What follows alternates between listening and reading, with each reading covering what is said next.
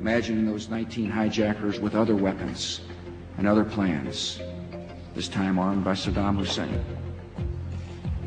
Take one vial, one canister, one crate, slipped into this country to bring a day of horror like none we have ever known. Less than a teaspoon of dry anthrax, a little bit about this amount. UNSCOM estimates that Saddam Hussein could have produced 25,000 liters, and Saddam Hussein has not verifiably accounted for even 1 teaspoonful of this deadly material. I had questions about, this seems strange, what's happening, why the rush to war? I don't understand. Intelligence doesn't support it. Why would we be so far advanced in our war planning by the summer of 2002? I mean specific war planning, invasion planning.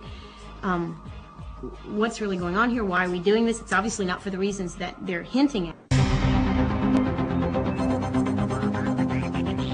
It should come as no surprise that the dollar is everything. The US dollar is the world's major currency. It accounts for approximately 2/3 of all the world's exchange reserves.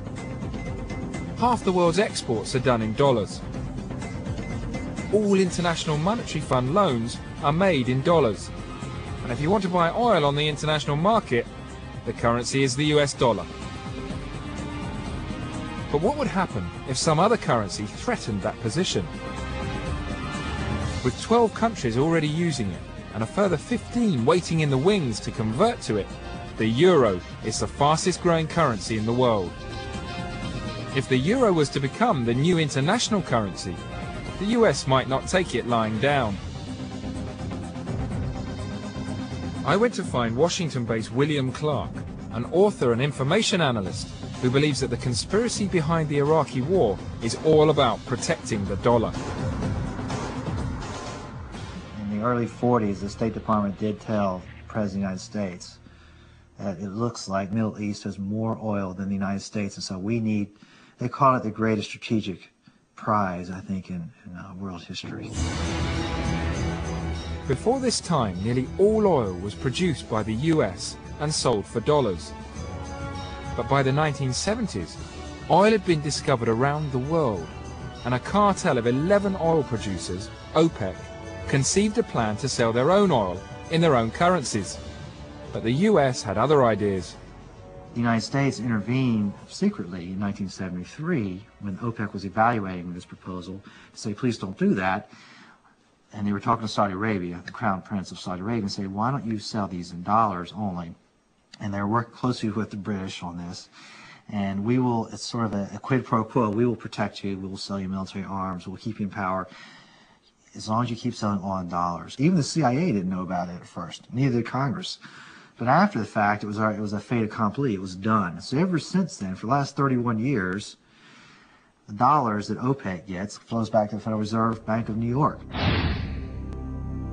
That's where the problem lies. Since the agreement with OPEC, the Arab states have been controlling their own oil fields, but have still continued to sell their oil for US dollars. And where do the oil producers bank their dollars? America. It's called the petrodollar cycle. After the petrodollar recycling system was implemented, 70% of Saudi Arabia's entire wealth was in one account in the Federal Reserve of New York. And that implemented a system where we kept the Saudis in power, they got rich, and we had an unlimited credit card. And that's the dark side of the dollar conspiracy, and how America has been carving up the oil industry for years. It's not only the oil producers who have to sell in dollars. Buyers can only pay for oil in dollars as well. And if you don't have dollars, how do you get them? You exchange your goods and services for them. All America has to do is print them. Japan wants to buy oil, so they make a Honda. They sell us the Honda. We give them that money, dollar bills. They take those dollar bills and they give them over to OPEC. OPEC gives them a barrel of oil. OPEC takes those dollar bills and they give them back to us in the Federal Reserve. So we print the money. It goes to our trade partners. They take some of that money. Some of that money goes to buy their oil, their monthly oil bill. Saudi Arabia then invests it right back in us. That's why it's called petrodollar recycling. As long as oil is traded in dollars and the US can print them for nothing, then it has its very own money tree. But what happens when the US cannot print those dollars fast enough to keep up with the huge amounts of imports it needs to survive? America is now importing more goods than it can pay for. So by continuing to print more and more dollars, its debt is reaching a dangerous all-time high. Even with petrodollars, it's still having to borrow from former enemies. Some believe that the once mighty dollar is now under threat. One such man, who cannot be identified, agreed to meet me at a secret address in a downtown New York hotel. As a public servant, I'm prohibited from engaging in any political affairs, but I wanted to express my opinion about this very important subject. Just in the last year, 2005, the amount of foreign exchange reserves held by China has just exceeded the amount held by Japan. The amount of interest that was owed on previous debts of the United States is approaching $900 billion a year. China this year maybe has purchased roughly $200 billion of that. So if they stop buying, there might not be anybody to replace that $200 billion. So perhaps it's this dependence on dollars, generated by oil, that was the reason the US went into Iraq. The whole US position in the world relies on the petrodollar. And if that should change, it could be a reason for a conspiracy to go to war. If we have to play by the normal economic rules, we're going to have a normal-sized military, not a massive global military which is larger than the next 20 nations combined, which is what we have right now. So if the dollar loses its status as a world reserve currency, that is the pillar that underpins American supremacy, then the military pillar, which is the other pillar of American supremacy, will fall away as well.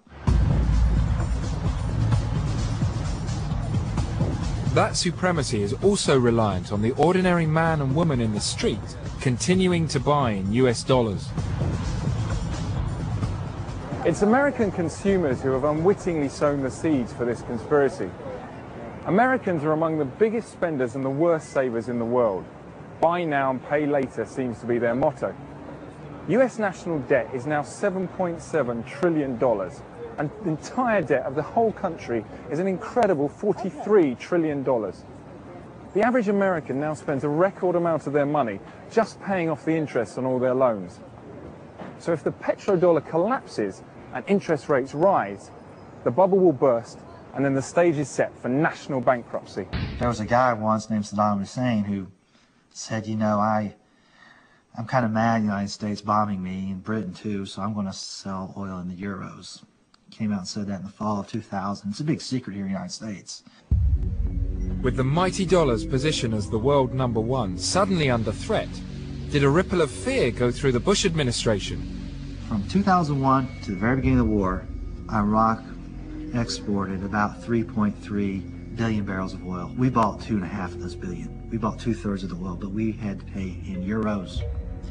We couldn't have the Federal Reserve. The Federal Reserve cannot print euros. So we have to sell GMs to Europe to get the euros, or whatever we sell to Europe for goods and services in order to get the euros to buy the oil from Iraq. So the petrodollar recycling system began to break down.